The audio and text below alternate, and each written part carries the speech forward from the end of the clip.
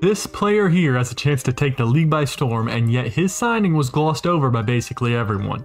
Only signing a 3-year, $20 million deal, most fans either saw the report that he signed and disregarded it because they didn't know his name, or didn't see it at all. I would theorize though that after this upcoming season, a lot more NBA fans are going to know the name of this player, and that is Sasha Vezenkov. Vezenkov comes to the US as an unknown, but European fans are very familiar with his game. He has developed his skills over the years to become a real scoring threat both on and off the ball. He grew up in Cyprus and Greece to Bulgarian parents, and people really started noticing his game when he began to play for Eris in Greece, winning the Greek League's Best Young Player award in 2013 and 2014. He spent a lot of time afterwards playing for both Barcelona and Olympiacos in Europe, getting better and better each year. He was taken as a draft and stash in 2017, and through multiple trades the Kings acquired his rights, and that is how he ended up where he is now. He wasn't ready for the NBA when originally drafted, but now there's no question that he is NBA quality. In his most recent seasons, he won the Bulgarian Sports Person of the Year award in 2022. He was also chosen as the EuroLeague MVP and won the Alfonso Ford EuroLeague Top Scorer trophy, which made him only the second player to win both accolades in the same season after Nando De Colo in 2016. He put up 17.6 points on 54% from the field, 38% from beyond the arc, 88% from the free throw line, 7 rebounds, and 2 assists. Really good numbers playing in the second best basketball competition in the world. Now let's break down his game a bit and see what he's going to be able to provide the Kings on the court.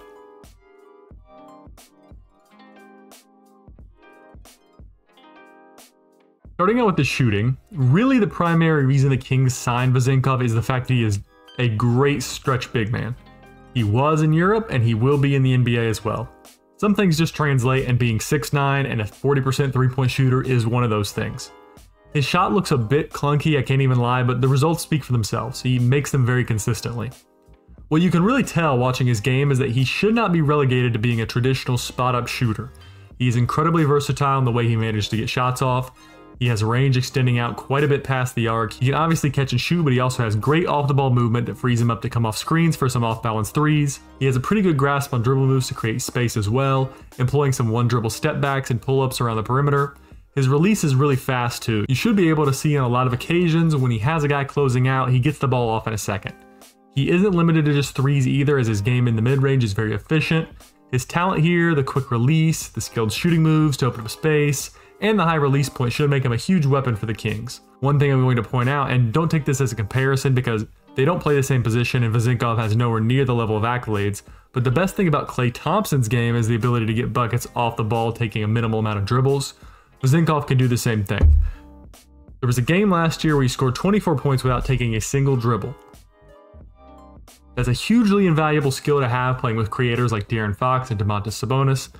Give them the ability to open up shots for Vezenkov, who, like I mentioned, has shown pretty incredible ability to find open spaces in the defense, and they will be able to find him. I'm excited to see how they work him into the offense on the shooting front because it should yield pretty fantastic results. The main key to his shot creation is the ability to shoot opens up all other dynamics of his game. When you observe his game, you get to see the opposing players have the tendency to be over-aggressive on closeouts to try to get a block or contest, likely due to how hard he is to contest based on his size and release quickness. That gives him the ability to take the ball to the interior and finish, and he's a great finisher percentage-wise. The most recent season, he shot nearly 66% from inside the arc, a good portion of that coming off of drives.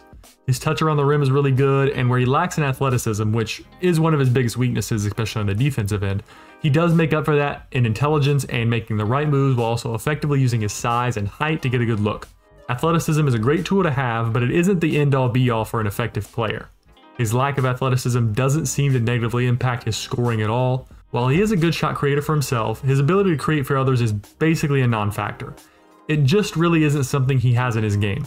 Now, that's fine. It makes it to where he's just going to be more of a play finisher than a playmaker, and the Kings have plenty of playmakers already.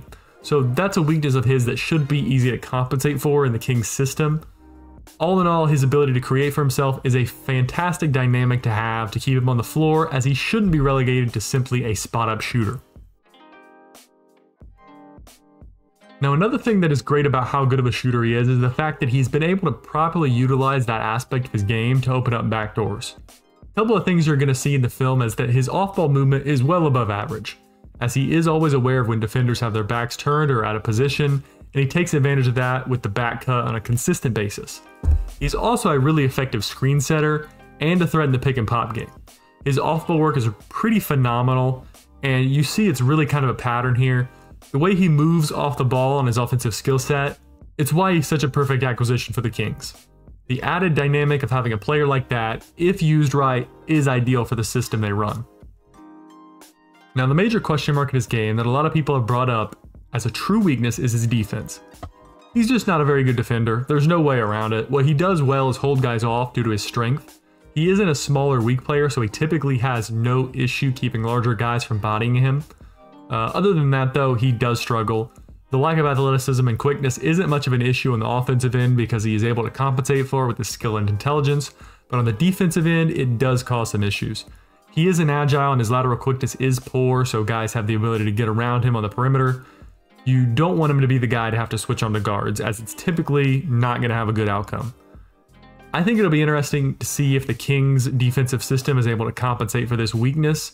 I personally think it will be, but I also think that they have to tackle the fact that he's going to be playing on the same court as Sabonis, and both of them are relatively slow-footed on defense.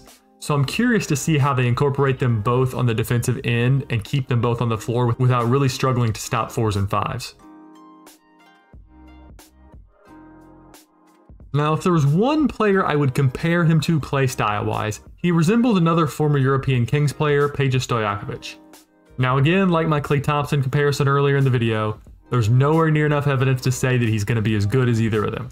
Am I ruling it out? No, I'm not, because scoring is actually easier in the NBA, and many European stars have said so after coming over here because of the way the rules are designed. It allows for more scoring. Another reason is because he's going to be playing with some elite playmakers, but as of right now, it's way too early to say he could hit that level, as Klay and Peja were both multiple-time All-Stars, and Vezenkov is already 28 years old. He doesn't have that much of a time to make that level of difference over here. But the comparison with Peja as far as playstyle goes comes in a few aspects. Firstly, they're both 6'9", 6'10 forwards, and their main driving factor of their games come from the ability to work around the perimeter. Both were crafty and skilled interior finishers, and both thrived in the role of being able to score off-ball, and both were below-average defenders. Of course, if the Kings get anywhere near the production of Peja, they would be overjoyed, but just having Peja Light on their team that can do some of the things that he did fits really well with this team. So in conclusion, and what I have reiterated a couple times so far in this video, I really like the skill set that Vezenkov brings to the Sacramento Kings. Guys like Terrence Davis and Trey Lyles were getting a lot of minutes last year, that I feel Vezenkov is a direct improvement over those guys. He likely won't start, as I believe the Kings are going to go with the lineup of Fox, Herter, Barnes, Murray, and Sabonis, but I do see Vezenkov playing around 20 minutes a game off the bench right off the bat, and with those minutes I see him being really productive and scoring quite a bit as far as bench players go. If any injuries occur to a forward on their roster, he should be the first choice to step in and start, and if he does, I see it being one of those situations where people start to ask, now why isn't this guy starting regularly? Of course, a lot hinges on the fact that he plays passable defense, but I don't see this as something that he can't get refined a bit in the league. Other former Euro players like Nemanja Bjelica and Bojan Bogdanovic came over being seen as terrible defenders, and while they never got to the standpoint of being good, they have managed to improve to where they weren't total liabilities on the court. I see Vezenkov getting there, and all in all, on a $7 million deal, likely will be a massive steal as far as contract value goes, and for that reason, he is one of the best value pickups of the whole free agency period. And so that will conclude this video. If you stuck around here all the way to the end, I really appreciate that. If you're new to the channel, I do player profiles on anyone from upcoming draft picks to potential breakout stars and current NBA stars. I also do player rankings and tier lists if you like that type of thing as well. If you like diving into the details on players, both current and former, to see what made them good, go ahead, like, and subscribe. But with all that, see you guys next time. Hope you guys enjoyed this one.